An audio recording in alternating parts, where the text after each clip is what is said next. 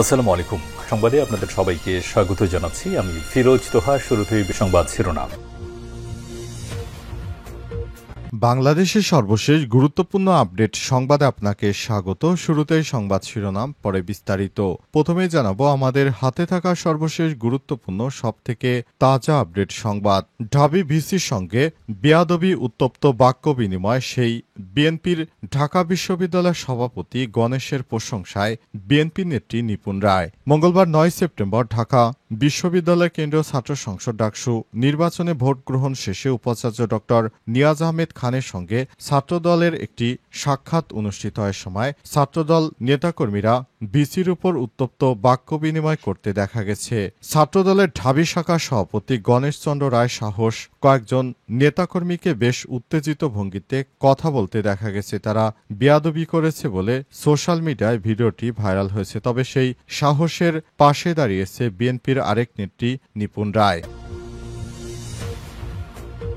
এরপর জানাবো ছবি বিকৃতি থেকে হিজাব ফোবিয়া, ব্যালটে জবাব দিলেন ঢাবি শিক্ষার্থীরা। ঢাকা বিশ্ববিদ্যালয় কেন্দ্রীয় ছাত্র সংসদ ডাকসু নির্বাচনে ছাত্র শিবির সমর্থিত ঐক্যবদ্ধ শিক্ষার্থী জোট প্যানেল থেকে সদস্য পদে সর্বোচ্চ ভোট পেয়ে নির্বাচিত হয়েছে সাবিকুন নাহার তামান্না। প্রচারণার প্রথম দিনে চারুকলায় তার হিজাব পরিহিতা ছবি বিকৃতির ঘটনায় বিষয়টি সামাজিক যোগাযোগ মাধ্যমে ছড়িয়ে পড়লে শিক্ষার্থীরা প্রতিবাদ জানায়। তার এই জয়কে হিজাব ফোবিয়ার বিরুদ্ধে ব্যালটের জবাব বলে মনে করছেন শিক্ষার্থীরা। এদিকে কুড়িগ্রামের সাবেক ডিসি সুলতানা পারভিনকে বরখাস্ত করে প্রজ্ঞাপন। সাংবাদিকদের নির্যাতনের অভিযোগে কারাগারে যা কুড়িগ্রামের সাবেক ডিসি সুলতানা পারভিনকে বরখাস্ত করা হয়েছে। জনপ্রশাসন মন্ত্রণালয়ের ঊর্ধ্বতন নিয়োগ 2 শাখা থেকে সম্প্রতি এই প্রজ্ঞাপন জারি করা হয়। এবারে জানাবো এনসিপি থেকে সাবেক 2 সেনা কর্মকর্তার পদত্যাগ। জাতীয় নাগরিক পার্টি এনসিপির কেন্দ্রীয় কমিটি থেকে সাবেক 2 সেনা কর্মকর্তা পদত্যাগ করেছেন। আজ রাজধানীর সেগুনবাগিচায় ঢাকা রিপোর্টার্স ইউনিটি সাগরণী মিলনায়তনে এক সংবাদ সম্মেলনে এই ঘোষণা দেন তারা। পদত্যাগ করা 2 জন হচ্ছেন এনসিপির যুগ্ম মুখ্য সংগঠক মেজর অবসরপ্রাপ্ত আব্দুল্লাহ আল মাহমুদ ও কেন্দ্রীয় সদস্য মেজর অবসরপ্রাপ্ত সালাউদ্দিন। এবং সর্বশেষ জানাবো নেপালের সেনাবাহিনীর সঙ্গে আলোচনা না করেই বেরিয়ে গেলেন সমন্বয়করা। দেশের নতুন নেতৃত্ব নির্ধারণ নিয়ে সেনাপ্রধান জেনারেল অশোক রাজ সিকদেলের সঙ্গে বৈঠকে বসেছিলেন নেপালের জেনজি আন্দোলনকারীদের সমন্বয়করা। তবে জেনারেল অশোক দুর্গা পোসাই নামের এক ব্যবসায়ী, রাজনীতিবিদ এবং রাজনৈতিক দল রাষ্ট্রীয় স্বতন্ত্র পার্টিকে আরএসপি আন্দোলনের অন্যতম অংশীদার হিসেবে আখ্যায়িত করায় বৈঠক থেকে বেরিয়ে গেছেন আন্দোলনের সমন্বয়করা। রক্ষাবম নামে এক আন্দোলনকারী সেনাপ্রধানের সঙ্গে বৈঠক করতে সেনাবাহিনীর সদর দপ্তরে গিয়েছিলেন। তিনি বৈঠক থেকে অকভার করে সামাজিক যোগাযোগ মাধ্যমে একটি পোস্ট দিয়েছেন। প্রিয় দর্শক, এতক্ষণ শুনছিলেন সংবাদ শিরোনাম, এবারে বিস্তারিত। তবে তার আগে বন্ধুরা অনুরোধ থাকবে এই সংবাদটিতে একটি লাইক দিন। এই চ্যানেলে আপনি নতুন হয়ে থাকলে আমাদের সংবাদটি দেখতে দেখতে চ্যানেলটি সাবস্ক্রাইব করে রাখুন। কমেন্ট করে বন্ধুরা আপনার মূল্যবান মতামত জানিয়ে দিন আপনি বিশ্বের কোন দেশ থেকে বা বাংলাদেশের কোন স্থান থেকে আমাদের সংবাদটি দেখছেন এবং শুনছেন।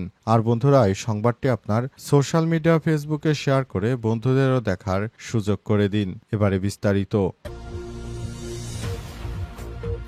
ঢাবির ভিসির সঙ্গে উত্তপ্ত বাক্য বিনিময়, সেই গণেশেরই প্রশংসা করলেন নিপুণ রায়। মঙ্গলবার 9 সেপ্টেম্বর ঢাকা বিশ্ববিদ্যালয় কেন্দ্রীয় ছাত্র সংসদ ডাকসু নির্বাচনে ভোট গ্রহণ শেষে উপাচার্য ড নিয়াজ আহমেদ খানের সঙ্গে ছাত্রদলের একটি দল সাক্ষাৎ করে এ সময় ছাত্রদলের নেতাকর্মীদের ভিসির সঙ্গে উত্তপ্ত বাক্য বিনিময় করতে দেখা যায়। এক পর্যায়ে ছাত্রদলের ঢাবি শাখার সভাপতি গণেশ চন্দ্র রায় সাহস কয়েকজন নেতাকর্মীকে বেশ উত্তেজিত ভঙ্গিতে দেখা যায়। এ সময় সম্পর্কিত কয়েকটি ভিডিও সামাজিক যোগাযোগ মাধ্যমে ছড়িয়ে পড়লে ঢাবি ছাত্রদলের ওই নেতাকে নিয়ে শুরু হয় আলোচনা সমালোচনা। গণেশকে নিয়ে জামাত বেশ কয়েকটি নেতা ফেসবুকে সমালোচনা করেন। এনসিপির উত্তরাঞ্চলের মুখ্য সমন্বয়ক সার্জিস আলমও সমালোচনা করেছেন তার। এরপরই গণেশের পাশে দাঁড়িয়েছেন বিএনপির নির্বাহী কমিটির সদস্য, ঢাকা জেলা বিএনপির সাধারণ সম্পাদক আরেক নেত্রী অ্যাডভোকেট নিপুণ রায়। বুধবার এক ফেসবুক ফেসবুক পোস্টে নিপুণ লিখেছেন, গণেশচন্দ্র রায় সাহস যে লুঙ্গির আড়ালে লুকিয়ে থাকা বিপ্লবী নয়, তার নামের মতোই তার কলিজায় সাহসে ভরপুর। সাহস জুলাইয়ের প্রতিচ্ছবি, সাহস বাংলাদেশের প্রতিচ্ছবি। তিনি আরও লিখেছেন, সাহস কোনো অন্যায় করেনি, বরং অন্যায়ের বিরুদ্ধে প্রতিবাদ করেছে। অন্যায়ের প্রতিবাদ করতে সে কখনো পিছু হটেনি। স্বৈরাচারী হাসিনার আমলে রাজপথ থেকে আন্দোলন করেছে, অসংখ্য মামলার শিকার হয়েছে, হামলার শিকার হয়েছে, বারবার জেল খেটেছে, রিমান্ডে নির্মম নির্যাতনের শিকার হয়েছে। তারপর সাহস কখনো দমে যায়নি বলে মন্তব্য করেছেন তিনি। ছবি বিকৃতি থেকে হিজাব ফোবিয়া, ব্যালটে জবাব দিলেন ঢাবি শিক্ষার্থীরা। ঢাকা বিশ্ববিদ্যালয় কেন্দ্রীয় ছাত্র সংসদ ডাকসু নির্বাচনে ছাত্র শিবির সমর্থিত ঐক্যবদ্ধ শিক্ষার্থী জোট প্যানেল থেকে সদস্য পদে সর্বোচ্চ ভোট পেয়ে নির্বাচিত হয়েছেন সাবিকুন নাহার তামান্না। প্রচারণার প্রথম দিনে চারুকলায় তার হিজাব পরিহিতা ছবি বিকৃতির ঘটনায় বিষয়টি সামাজিক যোগাযোগ মাধ্যমে ছড়িয়ে পড়লে শিক্ষার্থীরা প্রতিবাদ জানান। তার এই জয়কে হিজাব ফোবিয়ার বিরুদ্ধে ব্যালটের জবাব বলে মনে করছেন। জানা গেছে, এই ছাত্রী তিনি বিশ্ববিদ্যালয়ে থাকাকালীন তার বিরুদ্ধে নানারূপ ষড়যন্ত্রমূলক কর্মকাণ্ড করছিল বাম জোটের নেত্রীরা। বাম জোটের নেত্রীরা তারা সরাসরি হিজাব নিয়ে বিতর্ক শুরু করে এবং অন্তর্বর্তীকালীন সরকারের প্রধান উপদেষ্টা প্রফেসর ডক্টর মোহাম্মদ ইউনূসের সময় ঘোষিত নির্বাচনকে প্রশ্নবিদ্ধ করার চেষ্টা করে। কিন্তু শিবির থেকে মনোনয়ন নিয়ে এই নারী শিক্ষার্থী, তিনি তাকে যেভাবে বামেরা হিজাব নিয়ে বিতর্কের মধ্যে ফেলেছিল, তিনি নির্বাচনে দাঁড়িয়ে বিপুল ভোটে জয়লাভ করেছেন। তিনি এতটাই ভোট পেয়েছেন যে তিনি ভোটের মাধ্যমে সবাইকে দেখিয়ে দিয়েছেন এদেশে হিজাবের মর্যাদা কত। এই হিজাবের মাধ্যমে এদেশের মানুষজন ইসলামের পথে আছে এবং মেয়েরা শালীনভাবে বসবাস করতে পারছে। অন্তর্বর্তীকালীন সরকারের প্রধান উপদেষ্টা প্রফেসর ডক্টর মোহাম্মদ ইউনূসের সরকার যে নির্বাচন দিয়েছেন, সেই নির্বাচনে বিপুল সমর্থন পেয়েছে। তাই এই হিজাব বিতর্কের সেই মেয়ে, এবং তিনি দেখিয়ে দিয়েছেন এদেশে ইসলামিক মাইন্ডের সবাই অনেক পছন্দ করে এবং এই বিষয়টি তিনি গুরুত্বের সঙ্গে নিয়ে কাজ করতে শুরু করেছেন। কুড়িগ্রামের সাবেক ডিসি সুলতানা পারভিনকে বরখাস্ত করে প্রজ্ঞাপন। সাংবাদিক নির্যাতনের অভিযোগে কারাগারে যা কুড়িগ্রামের সাবেক ডিসি সুলতানা পারভিনকে বরখাস্ত করা হয়েছে। জনপ্রশাসন মন্ত্রণালয়ের ঊর্ধ্বতন নিয়োগ ২ শাখা থেকে সম্প্রতি এ বিষয়ে প্রজ্ঞাপন জারি করা হয়। সিনিয়র সচিব ড মোহাম্মদ মোখলেসুর রহমানের সই করা প্রজ্ঞাপনে বলা হয়েছে, সরকারি আইন ২০১৮ এর ৩৯/২ ধারা অনুযায়ী ২ সেপ্টেম্বর ২০২৫ তারিখ থেকে সুলতানা পারভিনকে সাময়িক বরখাস্ত করা হলো। সাময়িক বরখাস্তকালীন তিনি খোরপোশ ভাতা পাবেন।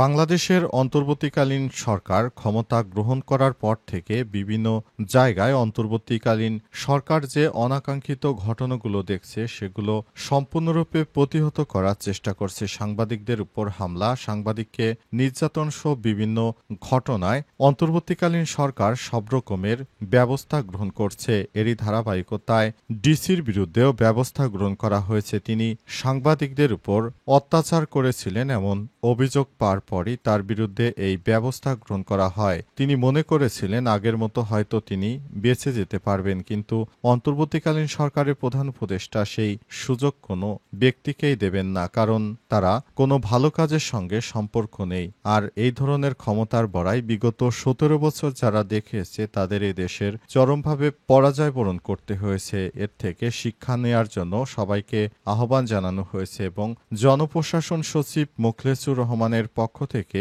এ বিষয়ে একটি প্রজ্ঞাপনের মাধ্যমে আজ নিশ্চিত করা হয়েছে। এনসিপি থেকে সাবেক ২ সেনা কর্মকর্তার পদত্যাগ। জাতীয় নাগরিক পার্টি এনসিপির কেন্দ্রীয় কমিটি থেকে সাবেক ২ সেনা কর্মকর্তা পদত্যাগ করেছেন। বুধবার ১০ সেপ্টেম্বর রাজধানীর সেগুনবাগিচায় ঢাকা রিপোর্টার্স ইউনিটি সাগরণী মিলনায়তনে এক সংবাদ সম্মেলনে পদত্যাগ করা ২ নেতা হলেন এনসিপির যুগ্ম মুখ্য সংগঠক মেজর অবসরপ্রাপ্ত আব্দুল আল মাহমুদ ও কেন্দ্রীয় সদস্য মেজর অবসরপ্রাপ্ত সালাউদ্দিন। সংবাদ সম্মেলনে আব্দুল আল মাহমুদ বলেছেন, গাজীপুর গাজীপুর ৩ আসন নিয়ে দীর্ঘদিন কাজ করেছি, এই কারণে এনসিপিতে আমার নাম আসে। তবে জাতীয় নির্বাচনে আমি এনসিপির ব্যানারে অংশ নেব না বলে সিদ্ধান্ত নিয়েছি। নির্বাচন নিয়ে পরবর্তী সময় সিদ্ধান্ত জানাবো। পদত্যাগের কারণ সম্পর্কে তিনি বলেন, এনসিপির সিনিয়র নেতারা নিয়মিত সেনাবাহিনী এবং সাবেক সেনা সদস্যদের বিরুদ্ধে অবমাননাকর মন্তব্য করেন, যা নিয়ে একাধিকবার দলের সিনিয়র নেতৃত্বকে অবহিত করলেও এর কোনো সুরাহা হয়নি। সাবেক এই সেনা কর্মকর্তা অভিযোগ করে বলেছেন, এনসিপির নেতারা নিজস্ব